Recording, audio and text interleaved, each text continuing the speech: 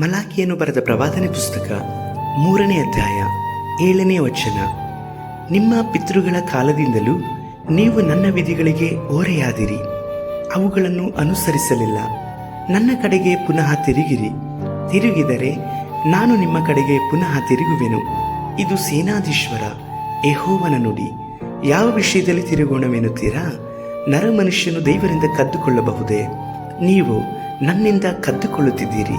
ನಿನ್ನಿಂದ ಏನು ಕದ್ದುಕೊಂಡಿದ್ದೇವೆ ಎಂದು ಕೇಳುತ್ತೀರೋ? ದಶಮಾಂಶ. ನನಗೋಸ್ಕರ ಪ್ರತ್ಯೇಕಿಸಬೇಕಾದ ಪದಾರ್ಥ ಇವುಗಳನ್ನೇ. ಕರ್ತನಲ್ಲಿರುವ ಪ್ರೀತಿಯ ದೇವಜನರೇ, ದೇವರಾಗಿರುವಂಥ ಯೇಸು ಕರ್ತನ ನಾಮದಲ್ಲಿ ಈ ಮುಂಜಾನೆ ವೇಳೆಯಲ್ಲಿ ನಿಮ್ಮನ್ನು ವಂದಿಸುತ್ತೇನೆ. ಈ ಮುಂಜಾನೆ ವೇಳೆಯಲ್ಲಿ ಕರ್ತನ ನಮ್ಮ ಕೂಡ ಮಾತನಾಡುವವರಾಗಿದ್ದಾರೆ. ಈ ದಿವಸ ಸಭೆಯ ದಿನ.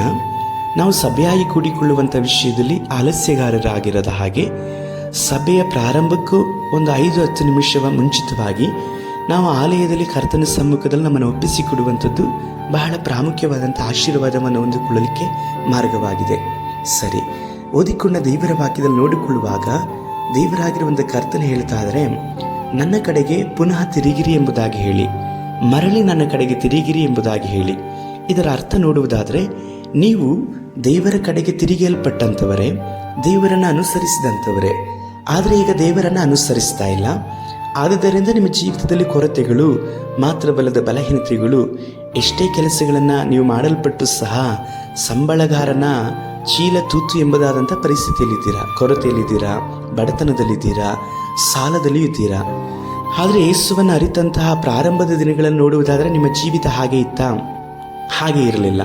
ಯಾಕೆಂಬುದಾಗಿ ನೋಡುವುದಾದರೆ ದೇವರಿಗೆ ಉದಾರವಾಗಿ ಬಿತ್ತಲ್ಪಡ್ತಾ ಇದ್ರಿ, ದಶಂಭಾಗವನ್ನು ಕೊಡುತ್ತಾ ಇದ್ರಿ, ಎಲ್ಲದರಲ್ಲೂ ಸಹ ಪ್ರಥಮ ಫಲವನ್ನು ಕೊಡುತ್ತಾ ಇದ್ರಿ. ದಶಂಭಾಗವನ್ನು ಕೊಡುವಂಥ ವಿಷಯದಲ್ಲಿ ಎಷ್ಟೋ ಸಂತೋಷವುಳ್ಳವರಾಗಿ ನೀವು ಬಿತ್ತುತ್ತಾ ಇದ್ರಿ. ಆದರೆ ಪ್ರಾರಂಭದಲ್ಲಿ ಬಿತ್ತಿದಂಥ ನೀವು ಕೆಲವು 1 ವರ್ಷ 2 ವರ್ಷ ಸಮೀಪಿಸ್ತಾ ಇರುವಾಗ ನೀವು ದಶಂಭಾಗವನ್ನು ಕೊಡುವಂಥದ್ದನ್ನೇ ಬಿಟ್ರಿ. ಎಲ್ಲೇ ತನಕವಾಗಿ ನೀವು ಬಿಡಲ್ಪಟ್ರಿ ಎಂಬುದಾಗಿ ನೋಡುವುದಾದರೆ 1000ದಲ್ಲಿ ನೀವು ನಂಬಿಗಸ್ತರಾಗಿದ್ರಿ. ಆದರೆ 10,000 ಕೊಡುವಂಥ ಸಮಯದಲ್ಲಿ ನೀವು ಅಪನಂಬಿಗಸ್ತರಾದ್ರಿ. ಈಗ ನೀವು 10,000 ಕೊಟ್ಟರೆ ಎಂಬುದಾಗಿ ನೋಡುವುದಾದರೆ, ನೀವು 1,00,000ವನ್ನು 1000ದಲ್ಲಿ ಕೊಡುವುದಾದರೆ ದೇವರು 1,00,000 ನಿಮ್ಮನ್ನು ಅಭಿವೃದ್ಧಿಪಡಿಸಿದ್ರು. ಈ ಲಕ್ಷ್ಯವನ್ನು ನಿಮಗೆ ದೇವರು ಕೊಡುವಾಗ ನೀವು ದೇವರಿಗೆ 10,000ವನ್ನು ಕೊಡುವಂಥದ್ದನ್ನು ಮರ್ತು ಬಿಟ್ರಿ.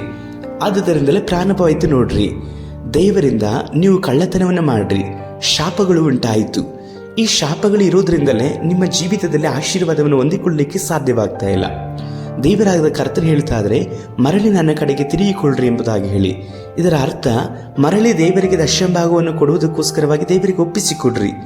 ದೇವರಿಗೆ ನಾವು ಕೊಟ್ಟು ಅವರನ್ನು ಆಶೀರ್ವದಿಸುವಂಥ ಐಶ್ವರ್ಯವಂತರನ್ನಾಗಿ ಮಾಡುವಂಥ ಅವಶ್ಯಕತೆ ಇಲ್ಲ. ದೇವರು ಎಲ್ಲವನ್ನು ಕೊಡಲಿಕ್ಕೆ ಶಕ್ತನು, ಎಲ್ಲದಕ್ಕಿಂತಲೂ ಸಹ ಆತನ ಐಶ್ವರ್ಯವಂತನು.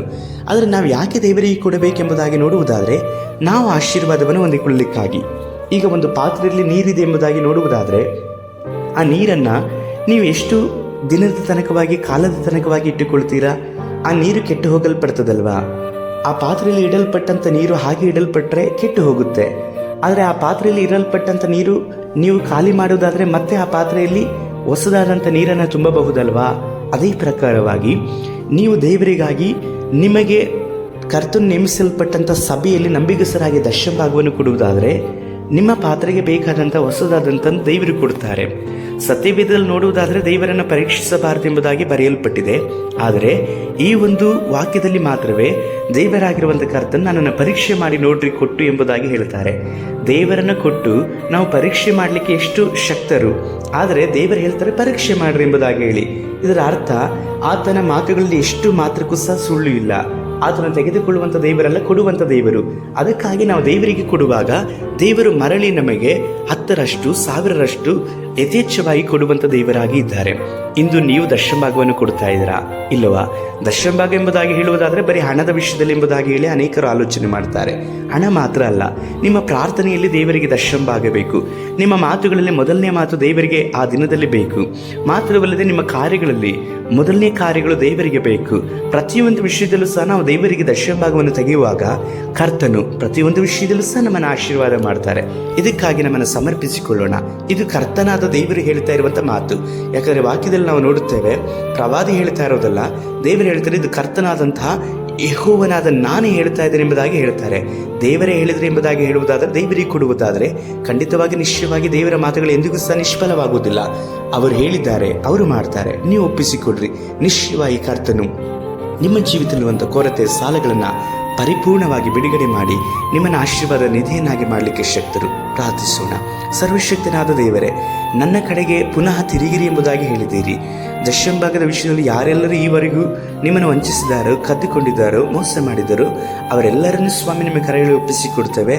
ಮರಳಿ ಅವರು ಬಿತ್ತುವ ಹಾಗೆ ಕೃಪೆ ಮಾಡಿರಿ. ಈ ಮುಂಜಾನೆ ವೇಳೆಯಲ್ಲಿ ಅವರ ಜೊತೆಯಲ್ಲಿ ಮಾತನಾಡ್ರಿ. ಈ ದಿವಸ ಸಭೆಯಾಗಿ ಕೂಡಿಕೊಳ್ಳುವಂಥ ಸಮಯದಲ್ಲಿ ಸಭೆಯಲ್ಲೂ ಸಹ ಅವರ ಜೊತೆಯಲ್ಲಿ ಮಾತನಾಡ್ರಿ. ಅವರ ಒಂದು ಕಾರ್ಯಗಳನ್ನು ಸ್ಥಿರಪಡಿಸಿ ನಡೆಸಿರಿ. ಯೇಸು ಕರ್ತನ ನಾಮದಲ್ಲಿ ತಂದೆಯೇ, ಆಮೇನ್.